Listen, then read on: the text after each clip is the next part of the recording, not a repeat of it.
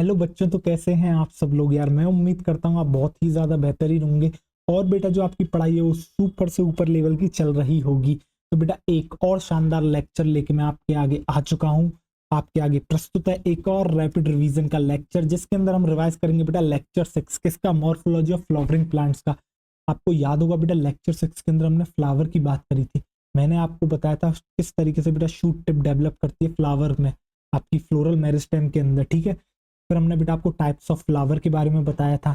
और देन जो हमने बेटा आपसे बात करी थी बेटा एपिगाइनस, हाइपोगाइनस और पेरिगाइनस के बारे में। आपको याद है बेटा हाइपोगाइनस अच्छे से याद होंगे बेटा, वो आपको वो भी एक क्लासिफिकेशन हमने पढ़ा था। ठीक है बेटा, जिसमें हमने ओवेरी की पोजीशन पढ़ी थी सुपीरियर, आपके सुपीरियर, हाफ इंफीरियर और बेटा आपके क्या कहते हैं इंफीरियर। ठीक है, तो चलो स्टार्ट करते हैं इस लेक्चर को। आ जाओ देखो। मैं आपकी स्लाइड निकालता हूँ अभी। देखो देखो बेटा, ये आ गया आपका फ्लावर। आपको दिख रहा होगा, बिल्कुल आपको दिख रहा होगा।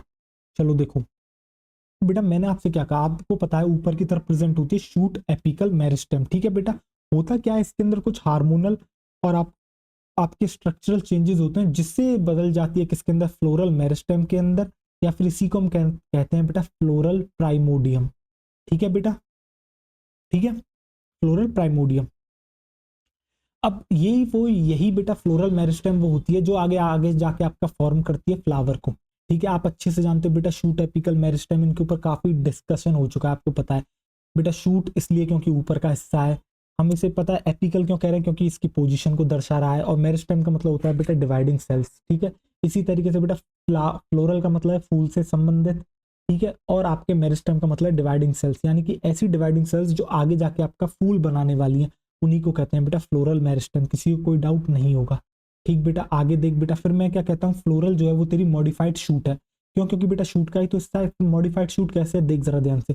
ये बेटा इस तरीके से शूट होती है, शूट के ऊपर बहुत सारी नोड प्रेजेंट है। अब तू समझने की कोशिश करे मॉडिफाइड कैसे। हम क्या करते हैं, शूट को पकड़ते हैं और ऊपर से यूं दबा देते हैं। अगर मैं शूट को यूं दबा दूंगा तो उसका ऊपर का हिस्सा कैसा हो जाएगा, चपटा हो जाएगा, जैसा कि तुझे यहाँ पर दिख रहा होगा। तो मॉडिफिकेशन में क्या हुआ बेटा, एक्सेस गेट कंडेंस्ड। अब कंडेंस्ड हो गई तो देख बेटा, ये कंडेंस हो गई तो क्या हुआ, यहाँ पर नोड तो अभी भी प्रेजेंट होंगी, और ये नोड क्या करेंगी, बहुत ही ज्यादा पास पास आ जाएंगी। तो जो दो नोड के बीच का गैप होता है उसे कहते हैं इंटरनोड। तो इंटरनोड बेटा इसलिए हम यहाँ कहते हैं इंटरनोड डू नॉट एलोंगेट, क्योंकि बेटा आपने पिचका दिया, वो पिचका हुआ है। क्यों? क्योंकि एक्सेस आपकी इसमें कंडेंस हो गई, इसलिए वो इंटरनोड कभी भी इलोंगेट नहीं होती। इसलिए हम इसको बेटा मॉडिफाइड शूट कहते हैं। देखो अब ये जो बिल्कुल ऊपर जो स्वेलन एंड आता है बेटा, ये जो आपको दिखता है, इसको हम कहते हैं थैलेमस या फिर बेटा रिसेप्टिकल। और जो नीचे वाला होता है ये बेटा वही पार्ट होता है जो डंडी बनता है। ये जो डंडी आपको दिखती है इसे हम पेडिसल कहते हैं। ठीक है बेटा, तो पेडिसल का देखो ये जो ऊपर का हिस्सा दिख रहा है आपको फूला हुआ, इसी को हम कहते हैं थैलेमस या फिर रिसेप्टिकल। कैसे बना है, कुछ नहीं करा, बस बेटा नेचर ने क्या करा, इसको कंडेंस कर दिया, इसको यो बिल्कुल पिचका दिया, बिल्कुल पिचका दिया। ठीक है बेटा, तो बेटा फ्लावर आपकी कैसी होती है, रिप्रोडक्टिव यूनिट होती है, किसके अंदर, आपके एंजियोस्पर्म के अंदर। क्या करती है बेटा, सेक्सुअल रिप्रोडक्शन ये करती है। अब देखो बेटा होता क्या है, नोड से निकलती है जनरली लीव्स। अब यहाँ से लीव्स की जगह निकलेंगी मॉडिफाइड लीव्स, जैसे कि बेटा यहाँ से निकलेगा सेपल, दूसरी नोड से निकलेगा पेटल, फिर निकलेगा बेटा स्टेमिन आपका, फिर निकलेगा कार्पेल या फिर पिस्टल। ठीक है बेटा, ये सब कहलाती है बेटा फ्लोरल अपेंडेजेस। कहाँ से निकली है, नोड से निकली है, किसकी जगह निकली है, लीव्स से, लीव्स की जगह निकली है। ठीक है, अब बेटा होता क्या है, अगर मैं आपको इस तरीके से नोड बना के फील नहीं कराऊंगा, मैं आपको ये ऐसी देशी, आपको मैं बेटा एकदम देसी भाषा नहीं बोलूंगा ऐसी कि भैया मैंने ये यों लिए डंडी और मैंने इसके पिचका दिया, दबा दिया, तभी तो वो ऊपर फूला हुआ पार्ट आया। समझ लो, अगर हम इस तरीके से आपको नहीं बताएंगे ना, आपको चीजें याद नहीं रहेंगी, आपको ये चीजें रटनी पड़ जाएंगी। अच्छा यहाँ पर नोड होती है, यहाँ से भी नोड कैसे आई, क्या हुई, तभी तो बेटा ऐसे थोड़ी लिख रहे हैं मॉडिफाइड शूट। शूट मॉडिफाई कर गई, क्या हो गई, एक्सेस उसके ऊपर से कंडेंस हो गई, कंडेंस होकर क्या हुआ, इंटरनोड बिल्कुल ही उनके बीच में गैप नहीं रहा, यानी कि नोड बहुत एक दूसरे के पास पास आ गए, और ऊपर वाला हिस्सा इसका चपटा हो गया। चपटा मतलब बेसिकली थोड़ा फूला हुआ हो गया। ठीक है, स्वेलन हो गया, उसी को हम कहते हैं थैलेमस या फिर रिसेप्टिकल। और इसके ऊपर नोड प्रेजेंट है, और इन्हीं नोड से लीव्स की जगह निकलती है मॉडिफाइड लीव्स, जिनको हम कहते हैं फ्लोरल अपेंडेजेस, जैसे कि सेपल, पेटल, स्टेमिन और कार्पेल या पिस्टल। एक नहीं निकलेगी, यहाँ डायग्राम में एक बनाया है, पूरा बेटा 360 होता है ना, पूरा 360 होता है ना। जब पूरा 360 होता है तो बेटा पूरे पूरे ग्रुप के अंदर निकलेंगी, जैसा कि आपको देखने को किसी भी फ्लावर के अंदर मिलती हैं। तो देख जरा ध्यान से, देख बेटा ये रहा तेरा डायग्राम। नीचे वाला देखिए, जो ग्रीन वाला हिस्सा दिखता है इसे सेपल कहते हैं, जो ऊपर पत्ती दिखती है उसे पेटल कहते हैं। देख इस तरीके से बेटा जो स्ट्रक्चर दिखता है उसे तेरा स्टेमिन कहते हैं। और बीच में प्रेजेंट होता है बेटा आपका कार्पेल। क्या प्रेजेंट होता है? कार्पेल, ठीक है बेटा। और ये जो फूला हुआ बेस होता है बेटा इसे हम कहते हैं थैलेमस। आजा देख, फिर हम बात करते हैं बेटा किसके बारे में, देख sepal, petal, stamen and carpel all are present in a whorl, या फिर बेटा ग्रुप के अंदर प्रेजेंट होते हैं। तो बेटा वर्ल ऑफ सेपल क्या कहलाता है? कैलिक्स कहलाता है। वर्ल ऑफ पेटल क्या कहलाता है? कोरोला कहलाता है। वर्ल ऑफ स्टेमिन कहलाता है एंड्रोशियम। कार्पेल का वर्ल कहलाता है गाइनोशियम। क्या किसी को कोई डाउट बेटा यहाँ तक? अगर कोई यूँ सोच रहा हो सर बहुत तेजी से पढ़ा रहे हैं, तो सर पहली बात तो पढ़ा नहीं रहे बेटा, सर रिवीजन करा रहे हैं। पढ़ाने में सर ने 2 घंटे से ज्यादा लंबा लेक्चर लिया था बेटा, पढ़ाने में एकदम पसीना पसीना हो गए थे सर, समझ रहे हो बेटा? तो ऐसे मत कहना कि सर बहुत तेजी से पढ़ा रहे हैं। आप पढ़ के आओ बेटा, प्रॉपर क्लास लेके आओ, फिर बात करना यहाँ आके। देखो बेटा कैलिक्स से जो कोरोला जो होते हैं वो आपके एसेसरी वर्ल होते हैं, ठीक है, जबकि एंड्रोशियम और गाइनोशियम आपके एसेंशियल वर्ल है। क्यों? क्योंकि ये आपका मेल रिप्रोडक्टिव ऑर्गन है एंड्रोशियम, और गाइनोशियम है फीमेल रिप्रोडक्टिव ऑर्गन। अगर मैं इसके मेंबर की बात करता हूं तो एंड्रोशियम का एक मेंबर कहलाता है स्टेमिन, गाइनोशियम का एक मेंबर कहलाता है कार्पेल, ठीक है। रिप्रोडक्टिव ऑर्गन है, इसलिए इनको एसेंशियल वर्ल कहते हैं। अगर बेटा इनको हटा दोगे तो फ्लावर आगे नहीं बढ़ पाएगा, आगे और रिप्रोडक्शन नहीं हो पाएगा। जबकि कैलिक्स कोरोला हट जाएंगे तो कुछ खासा फर्क उसको पड़ेगा नहीं, ठीक है। फिर बेटा हम एक टर्म पढ़ते हैं पेरियंथ। कुछ फ्लावर्स में क्या होता है, जैसे बेटा लिली के अंदर क्या होता है, सेपल और पेटल जो है अलग अलग नहीं होते, वो क्या करते हैं फ्यूज कर जाते हैं, फ्यूज करके बना लेते हैं बेटा टेपल, और इसका जो वर्ल होता है टेपल का उसे हम कहते हैं बेटा पेरियंथ। दिखाऊं तुझे पेरियंथ? आजा, एक इमेज होगी तुझे पेरियंथ की इमेज दिखाता हूँ, आजा देख। Perianth perianth perianth perianth, 1 minute perianth. वैसे तो मैंने लेक्चर में दिखाई थी इमेज, रुको। तो बेटा फिलहाल तो पेरियंथ की इमेज मुझे इसमें मिल नहीं रही है, बट मैंने आपको लेक्चर में दिखाई थी। बट 1 मिनट रुको यार, मैं ढूंढता हूँ, होगी तो यही बेटा। होता क्या है ना, 1 मिनट रुको। Perianth perianth perianth perianth, 1 minute देना बेटा, रुको जरा।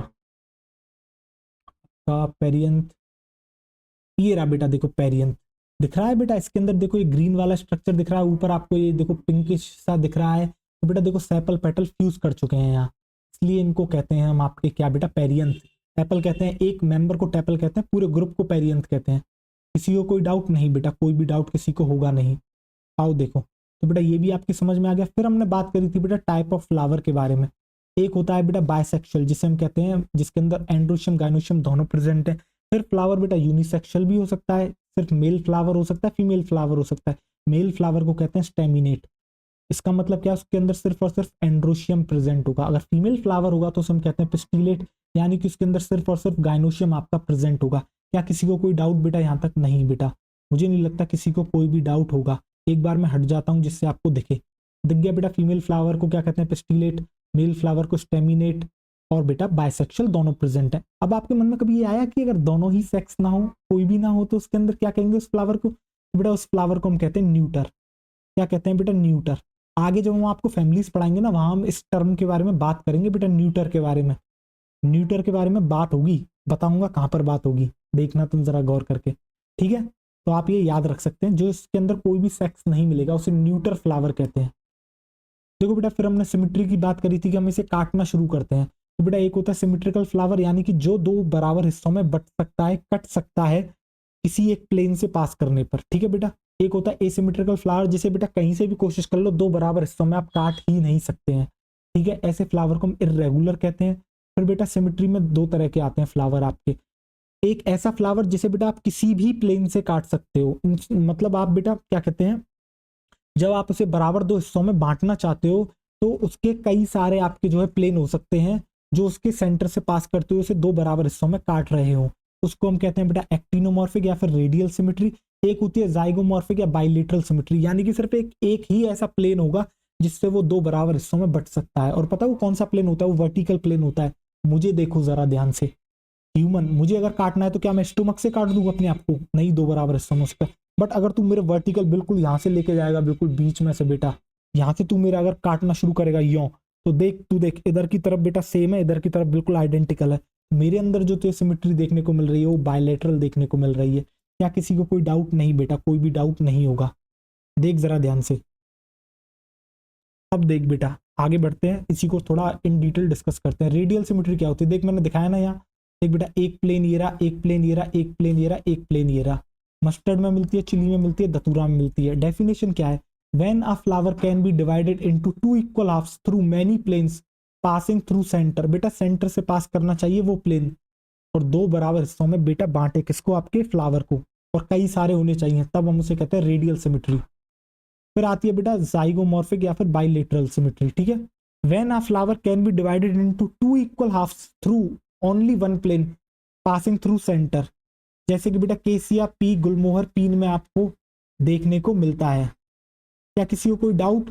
बेटा देखो जरा इस फ्लावर को ध्यान से, बिल्कुल वर्टिकल प्लेन ही एक ऐसा प्लेन है जिससे मैं काट सकता हूं, जो कि सेंटर से पास करते हुए उसको दो बराबर हिस्सों में बांट रहा है। ठीक है, किसके अंदर देखने को मिलता है बेटा? आपको देखने को मिलता है केसिया गुलमोहर पी और बीन के अंदर, ये जो है आपको देखने को मिलता है। ठीक है, इसके बाद बात आती है बेटा इर्रेगुलर के बारे में, एसिमेट्रिक के बारे में।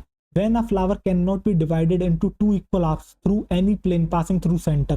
बेटा एग्जांपल है इसका कहना, कितनी भी कोशिश कर लूं, कोई सा भी ऐसा प्लेन लिया हूं जो सेंटर से पास करता हो और वो इसे दो बराबर हिस्सों में नहीं बांट पाएगा, उसी को हम कहते हैं एसिमेट्रिक फ्लावर। फिर बेटा फ्लावर आपके ट्राइमेरस, टेट्रामेरस, पेंटामेरस होते हैं। अगर आपकी फ्लोरल अपेंडेजेस बेटा 3 के मल्टीपल में है तो उसे ट्राइमेरस फ्लावर कहते हैं, अगर 4 के मल्टीपल में है तो उसे टेट्रामेरस फ्लावर कहते हैं, अगर 5 के मल्टीपल में है तो उसे पेंटामेरस कहते हैं। बेटा फ्लोरल अपेंडेजेस मतलब सेपल, पेटल, आपके स्टेमिन और कार्पेल की बात यहाँ पर चल रही है।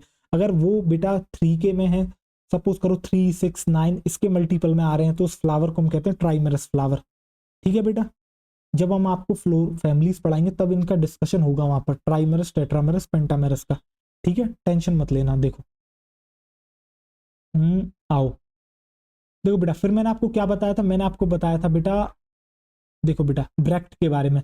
जब आप पेडिसल देखते हो तो बेटा इसके बेस के ऊपर क्या होता है? एक reduced leaf like structure present होता है at the base of pedicel, इसी को हम कहते हैं बेटा आपके ब्रैक्ट। अगर ये ब्रैक्ट प्रेजेंट है फ्लावर में तो ब्रैक्टिएट कहलाएगा, अगर फ्लावर के अंदर बेटा एब्सेंट है ब्रैक्ट तो ई ब्रैक्टिएट फ्लावर कहलाएगा, कोई डाउट नहीं।